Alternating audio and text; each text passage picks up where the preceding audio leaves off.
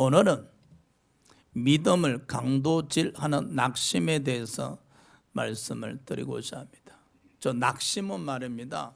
우리의 믿음을 강도질하고 도둑질하고 황폐화시켜 버립니다. 결국 낙심하게 되어지면은 주님으로부터 멀어질 뿐 아니라 더 나가서 교회를 떠나게 되기도 하죠. 근데 우리가 신앙생활하면서 저 낙심이 찾아온다는 겁니다. 여러분, 낙심이 찾아올 때마다 믿음으로 물리치셔야 됩니다. 할렐루야. 그래 하셔야만이 우리가 온전한 믿음 생활을 할 수가 있습니다. 오늘 본문은 이스라엘 백성들로 인해서 모세가 낙심을 했었어요. 그 낙심의 원인, 그 다음에 낙심의 결과, 낙심의 극복에 대해서 말씀드리고자 하는데, 첫 번째 낙심의 원인에 대해서 알아보도록 합시다. 자, 11장 4절 우리 다 같이 합독합시다. 시작. 그들 중에 섞여 사는 다른 인종들이 탐욕을 품으며 이스라엘 자손도 다시 울며 이르되 누가 우리에게 고기를 줘 먹게 하랴. 출애굽한 이스라엘 백성들에게 양식은 만나 이외에 보이지 않았었습니다. 여러분, 미역국도 한 사날만 먹으면 보기도 싫을 거예요. 제가 선교사로 있었을 때 라면을 6개월 동안 먹어봤어요. 제가 선교사 마치고 귀국했을 때 한동안 라면을 안 먹었어요. 왜? 라면이 쳐다보기도 싫어. 저 출애굽한 이스라엘 백성들이 만나 이외에 양식이 없었으니까 얼마나 고기가 먹고 싶었겠어요. 그러니까 애굽이 자꾸 그리워지죠. 애굽 땅에서 종살이 할 때 그래도 가끔 고기도 먹었고 채소도 먹었고 수박도 먹었고 참외도 먹곤 했었는데, 이 광야에서는 만나 이외에 먹을 수 있는 게 아무것도 없으니 먹는 낙이 사라져 버렸잖아요. 그래서 고기가 먹고 싶다고 이스라엘 백성들이 울기 시작한 거죠. 이스라엘 백성들의 삶이 공고하고 힘들었다는 거예요. 광야의 삶이 지치고 힘들었다는 거예요. 그래서 고기가 먹고 싶다는 생각에 합쳐지니까 서러워서 힘들어서 눈물이 쏟아지는 거예요. 우리의 삶도 그렇습니다, 여러분. 어느 순간에 가면은 힘들고 지치면요, 그냥 서러움이 복받치기도 하고 눈물이 쏟아지기도 하고, 그래서 마음에 낙심이 일어나기도 합니다. 우리가 신앙생활 하면서도 우연찮게 낙심을 만날 때가 참 많습니다.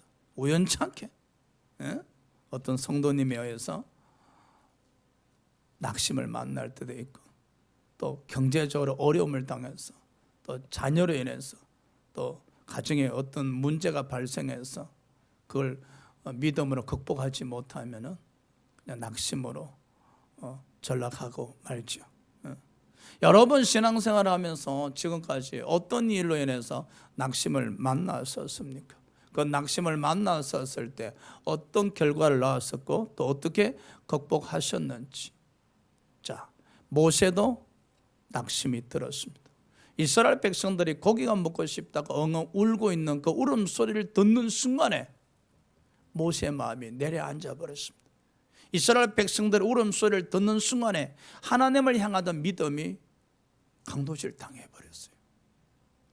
지금까지 모세의 마음은 오직 하나님을 향하고 있었고, 하나님께 나가서 기도드리고 있었고, 하나님의 인도함을 받고 이스라엘 백성을 출애굽시키고 있었는데, 저 이스라엘 백성들의 고기 먹고 싶다는 울음소리를 듣는 순간에 하나님을 향하던 모세의 믿음이 강도질 당해버렸어요. 그 결과 어떻게 됐어요? 모세의 마음속에 이스라엘 백성들의 울음소리로 가득한 가득 채워져 버렸어요. 더 이상 모세의 마음에서 믿음이 넘쳐나지 않습니다. 더 이상 모세의 마음이 하나님을 향하지 않습니다. 모세의 마음이 땅을 향하고 있어서 땅을 향하고. 자, 두 번째 모세의 낙심 결과 기뻐하지 아니하더라. 10절 봅시다. 다 같이 읽읍시다. 시작. 백성의 온 종족들이 각기 자기 장막문에서 우는 것을 모세가 들으니라. 이러므로 여호와의 진노가 심히 크고 모세도 기뻐하지 아니하여. 여러분, 낙심이 다가오면요, 가장 먼저 오는 것이 기쁨이 사라진다는 거예요. 기쁨이 사라져. 여러분도 신앙생활 하시다가 기쁨이 사라질 때 빨리 아셔야 돼요. 아, 내 마음이 믿음이 강도질 당했구나. 그리고 내 마음에 낙심으로 가득 채워졌구나. 얼마 전까지만 해도 예수 없이 못 사네요. 예수 없이 못 살아요. 예수가 제일이에요 라고 했던 사람들도 믿음이 강도질 당하게 되어지면은 그 기쁨이 더불어 강도질 당해지기 때문에 신앙생활을 하셔도 이 마음에서 기쁨이 없어요. 자, 모세가 낙심 당한 두 번째 결과 봅시다. 어찌하여 나를 괴롭게 하시나이까. 11절 시작. 모세가 여호와께 여짜오되 어찌하여 주께서 종을 괴롭게 하시나이까. 여러분, 낙심이 들게 되어지면요, 짜증이 나요. 매사 짜증입니다. 교회 오셔서 파킹할 때도 아주 작은 일로 짜증을 내고, 예배 드릴 때도 약간만 거슬리는 설교 내용이 있으면 짜증이 나고, 성도들 간의 대화 중에도 약간만 거슬리는 거 있으면 짜증이 나고, 매사에 짜증, 완전히 짜증맨으로 돌변하게 됩니다. 예? 그럼요, 빨리 하셔야 돼요. 여러분이 신앙생활 하시면서 짜증이 넘쳐나면 내가 믿음이 강도질 당하고 내 안에 낙심으로 가득 채워졌구나. 그 열매가 지금 짜증으로 나타나고 있구나. 빨리 판단하셔야 됩니다. 자, 세 번째 모세의 낙심 결과 은혜를 잊게 아니하시나이까. 11절 시작. 어찌하여 내게 주의 목전에서 은혜를 잊게 아니하시고. 여러분, 모세는 80세에 하나님의 부르심을 받은 사람이었었어요. 80세 부름을 받은 이후에 오직 하나님의 은혜로 출애굽기 3장 12절에 하나님께서 이르시되 내가 너와 함께 하리라. 얼마나 큰 은혜입니까? 하나님이 함께 하심으로 말미암아 모세는 이스라엘 백성들을 출애굽시킬 수가 있었어요. 그랬던 은혜의 사람이 믿음이 강도질 당하니 어찌하여 은혜를 잊게 아니하시나이까 이야기하고 있는 거예요. 과거에 입은 은혜, 현재 잊고 있던 입은 은혜를 망각해버린 것이죠. 사람들도 낙심이 들면 이렇습니다. 우리 목사님 늘 이렇게 이야기하다가, 우리 목사님 덕분에 또 이렇게 이야기하다가 어느 순간에 낙심 들면 세상 말로 입 싹 닦아버립니다. 그리고 돌았습니다. 아셔야 돼요, 여러분. 사랑하던 사람이 갑자기 미워하게 되어지고 싫어하게 되어지면 여러분 마음에 변화가 일어난 거예요. 믿음이 강도질 당하고 마음에 낙심이 자리 잡으니 입은 은혜를 기억하지 못하고 잊어버릴 수밖에 없는 겁니다. 자, 모세가 낙심 결과 또 봅시다. 어째요 짐을 지게 하시나이까. 11절 시작. 이 모든 백성을 내게 맡기사 내가 그 짐을 지게 하시나이까. 사람들이 그러죠. 이 가장의 짐이 나를 짓누른다. 남편들 얼마나 수고하십니까? 가정을 건사하고 자식들 공부시키고 먹여 살리노라.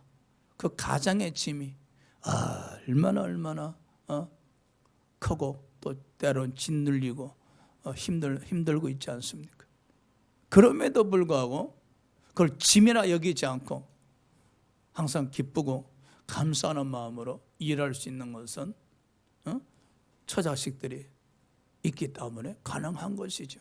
그런데 어느 날 그 처자식 때문에 일을 했음에도 불구하고 어느 날 이 짐이 너무 무게가 커서 스트레스가 될 때 얼마나 많습니까?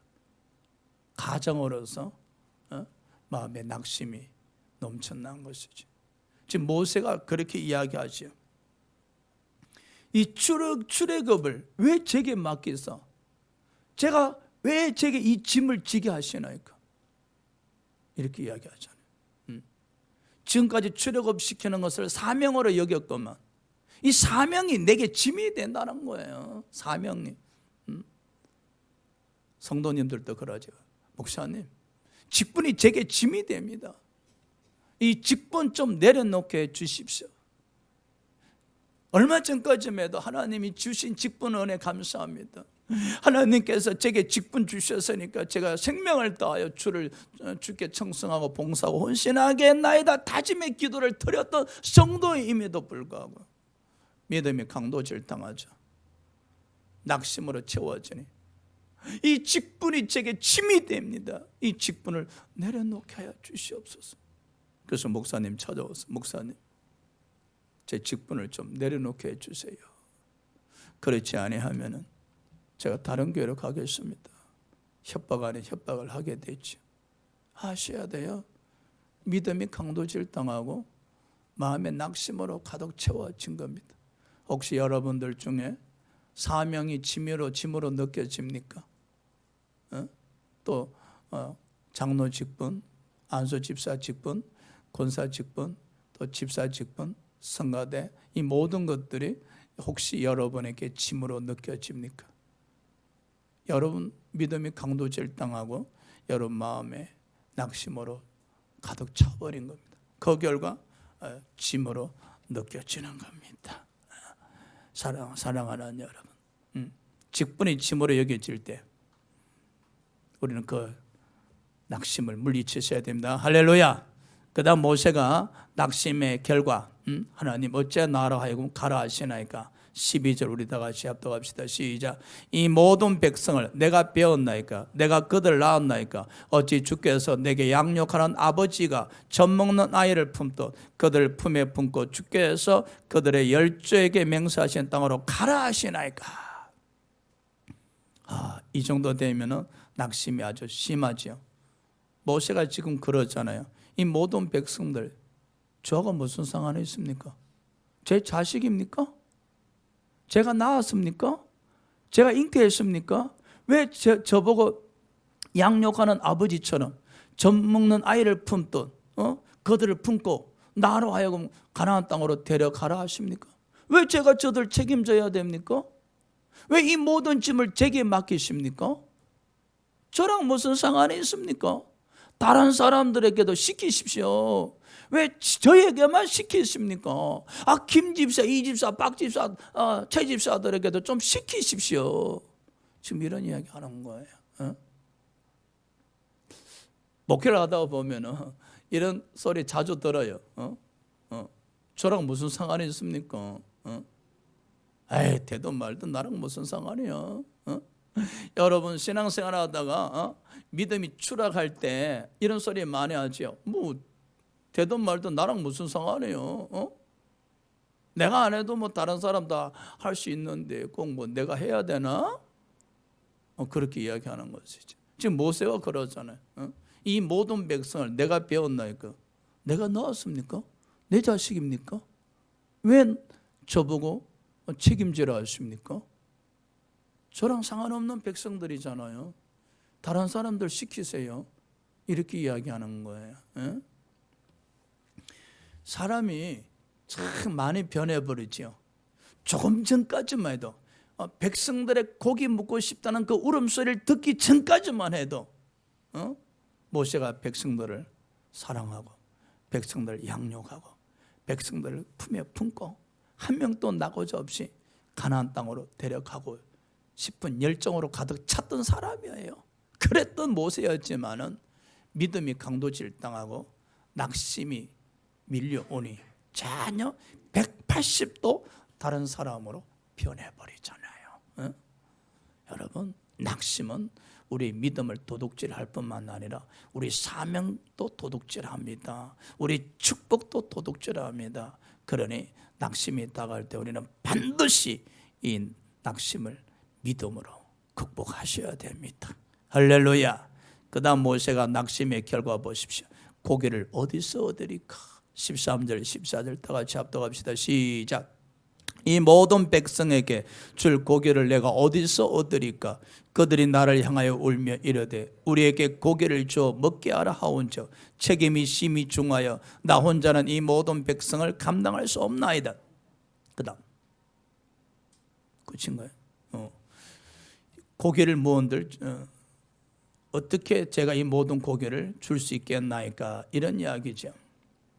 아니, 생각해 보십시오.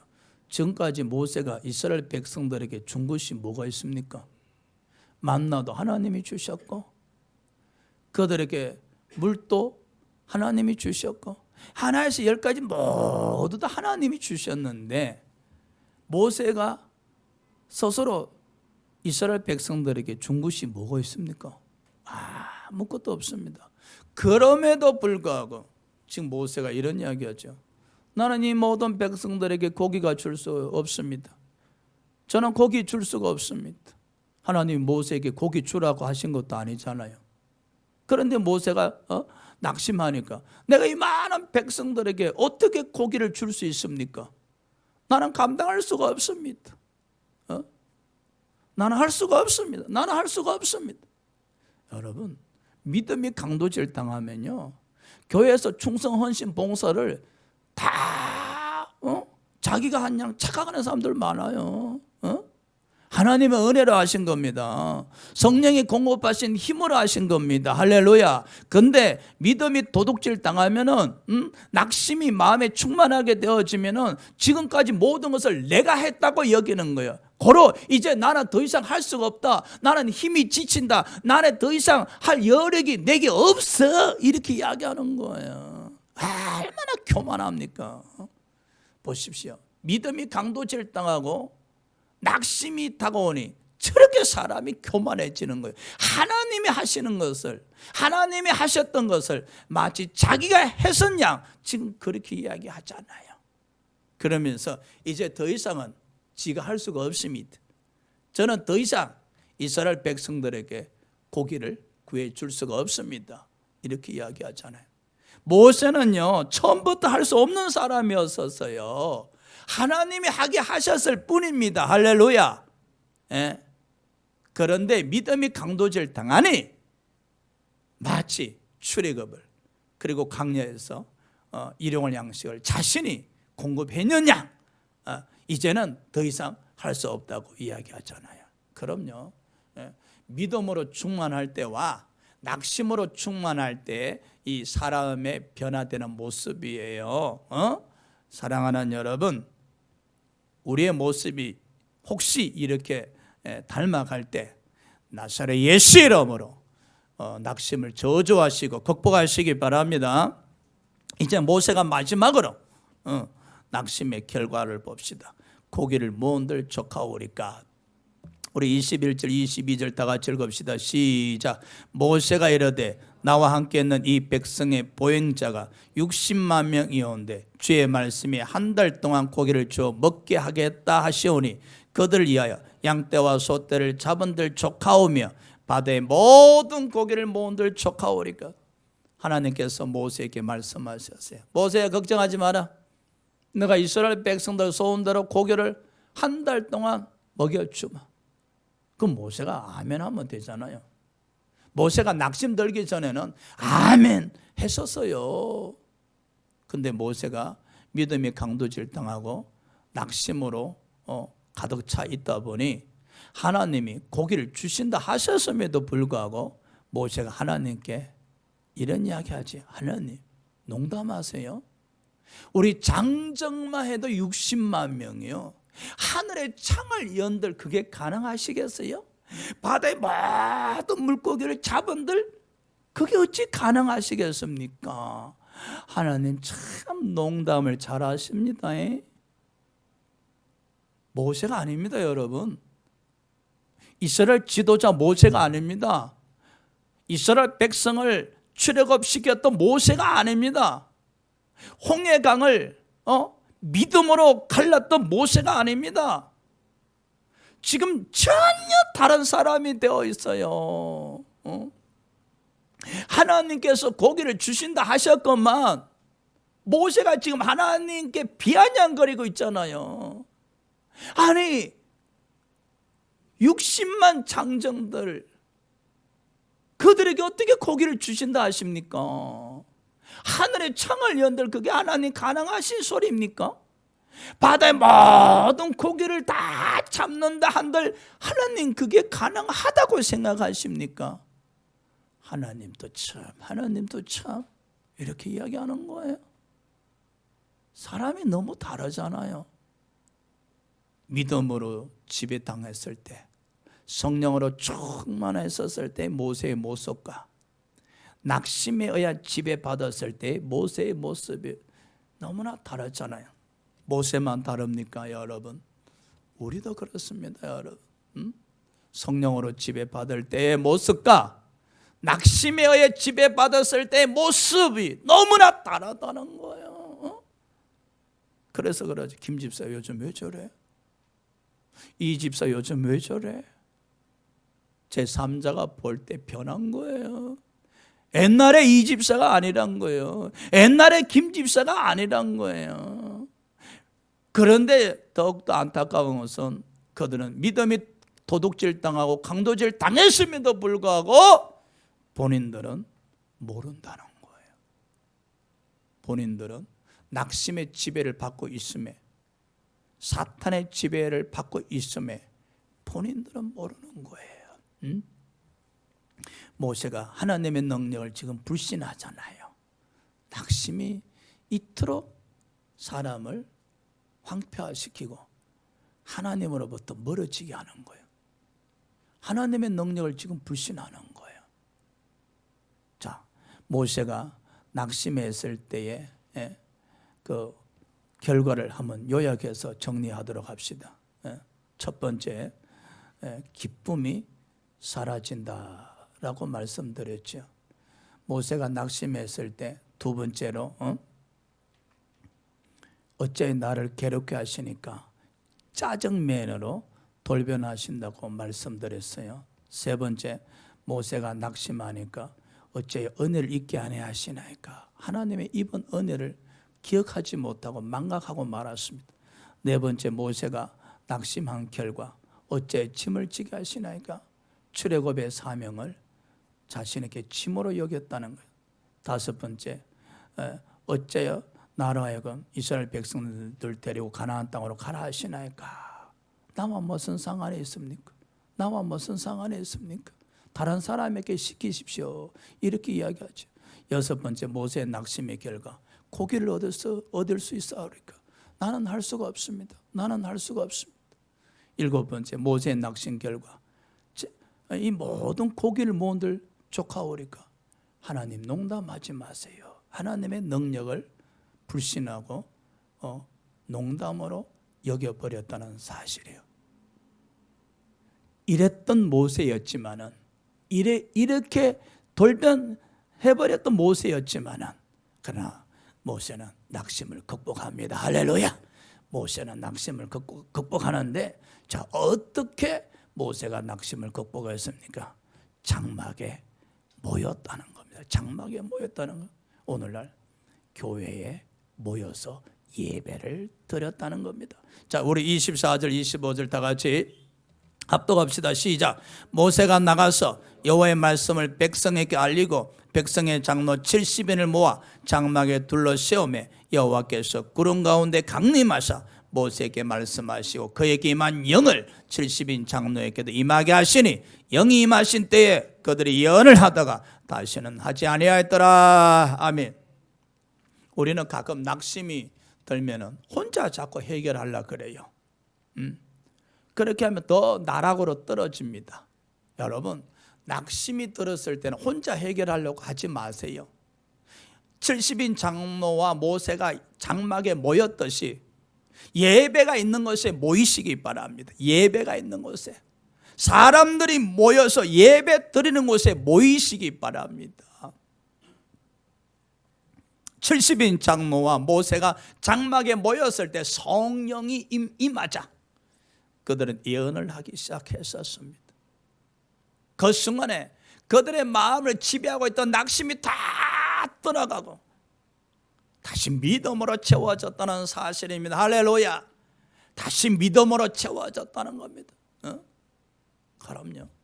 우리가 사람들이 함께 모여서 예배 드리면서 성령의 임재를 사모할 때 성령이 역사하셔야만이 우리 마음을 지배하던 낙심이 떠나가고 우리 마음에 믿음으로 채워질 수 있음을 기억하시기 바랍니다. 사도행전 1장에 예수님께서 하늘나라 부활 성천하시고 그 제자들이 예수님을 다시 볼 수 없다는 그 사실에 마음이 참 아팠어요. 그들은 또 낙심이 들 수밖에 없었어요. 그럼에도 불구하고 그들은 뿔뿔이 흩어져 자기 집으로 가지 아니하고 120명은 다락방에 모여서 함께 예배 드리면서 성령의 임재를 사모하는 가운데 기도를 드렸었습니다. 그때 그들에게 성령이 임하자 그들의 마음에 안타까움도 다 떠나가고 슬픔도 떠나가고 낙심도 다 떠나가고 그들의 마음이 믿음으로 충만해지니 그들은 복음을 들고 승리할 수가 있었다는 겁니다. 할렐루야. 성경에 아브라함의 아내 사라가 참 한평생 동안 웃음이 없었던 여인이죠. 자식을 낳지 못해서 늘 마음에 낙심으로 채워져 있고 어두움으로 가득 채워 있었어요. 그는 그 여인은 웃음이 없었어요. 웃음이 없었어요. 왜? 웃을 일이 없었거든. 웃을 일이 없었어. 여러분, 사람이 웃을 일이 없는 삶이 얼마나 슬픈 삶인 줄 아세요? 남들 볼 때는 말짱해 보이는데 그 내면에 들어가서 들여다보면 웃음이 없어요. 그 웃음이 없는 그 삶의 그 마음이 얼마나 슬프겠어요. 아브라함의 아내 사라가 그랬어요. 자식을 낳지 못하니 그의 90생에 늘 마음이 어두웠어요. 낙심으로 가득 차 있었어요. 그런다 그래서 그 어두움과 낙심에서 벗어날 수가 없었어요. 그런데 창세기 21장 6절에 보면은 이런 이야기를 하죠. 사라 이르되 하나님께서 나를 웃게 하셨다. 아브라함에게 시집 와서 한평생 동안 웃을 일이 없었는데 하나님께서 나를 웃게 하셨다. 어떻게? 90세에 아들 이삭을 낳게 하심으로 하나님이 내 마음에 있던 어둠과 낙심을 다 쫓아내시고 웃음을 주셨다는 겁니다. 할렐루야. 그럼요. 모세가 낙심으로 가득 찼었을 때 그 낙심을 쫓아내신 네가 성령님의 임재였다는 사실. 우리가 신앙생활하면서 혹시 낙심으로 인해서 또 웃을 일이 없습니까?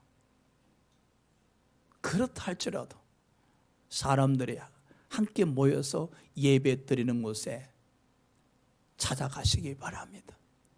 함께 모여서 예배 드리고 함께 모여서 성령의 임재를 사모하시면서 기도 드리시기 바랍니다. 성령이 임재하는 순간에 어둠이 떠나가고 낙심이 떠나가고 마음의 기쁨이 샘솟도 넘쳐날 겁니다. 그렇게 되면 사라처럼 웃을 수가 있습니다. 사라처럼. 사라 그랬잖아요. 내 이 나이에 90세 나이에 품에 아들을 어찌 안아 볼 수 있으며 90세 나이에 어찌 아들을 안고 젖을 먹일 수 있었겠는가? 하나님의 은혜다 하면서 하나님이 나를 웃게 하셨다. 그럼요, 모세를 다시 웃게 하신 이는 하나님이십니다. 모세가 모세의 사명을 다시 찾게 하신 이도 하나님이었었어요.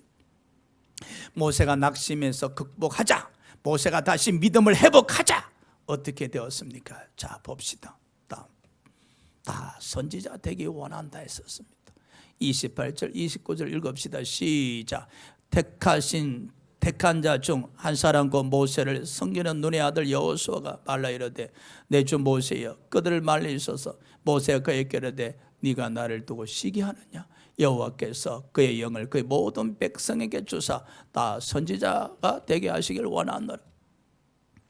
그 70인 장로도 예언하고 진중에 있던 엘단과 메단도 예언하니까 여호수아가 이것을 본 겁니다. 당시 여호수아는 성령은 오직 모세에게만 임하리라 생각했었는데 엘단과 메단이라는 사람이 예언하니까 그것을 보고 저들은 예언하면 안 돼 하면서 모세에게 달려왔습니다. 모세요. 저 엘단과 메단이 진 안에 있으면서 예언합니다. 당장 멈추게 하시옵소서. 모세가 낙심했을 때 같으면 그래 빨리 멈추게 해 라고 했었을 텐데 이미 모세는 낙심을 극복하고 믿음을 회복했었잖아요. 모세 이르되 여호수아야 너 시기 하느냐? 나는 모든 이스라엘 백성들의 선지자 되길 원해. 모든 이스라엘 백성들의 성령이 임하길 원해. 모든 이스라엘 백성들이 성령 충만받기 원해라고 지금 이야기하시잖아요, 여러분. 낙심을 물리치고 극복한 사람들은요 성령 충만받기를 사모하신다는 거예요. 자신뿐만 아니라 모든 사람이 함께 성령 충만받기를 사모한다는 소리입니다.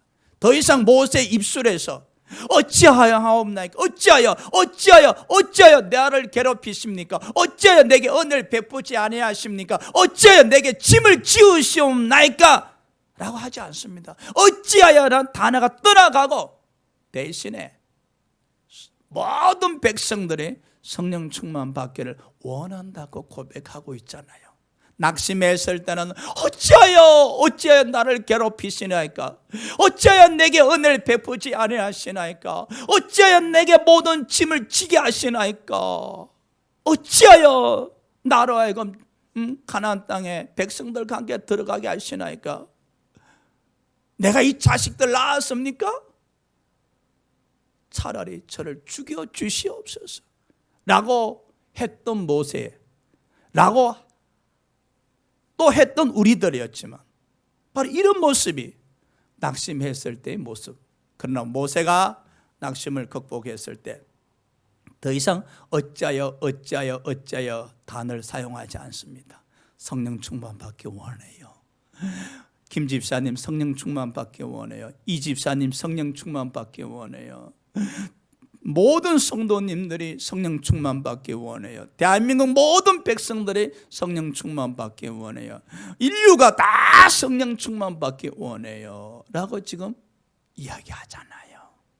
여러분 입술에서 믿음의 고백이 넘쳐나시길 주의 이름으로 축원합니다. 기도합시다.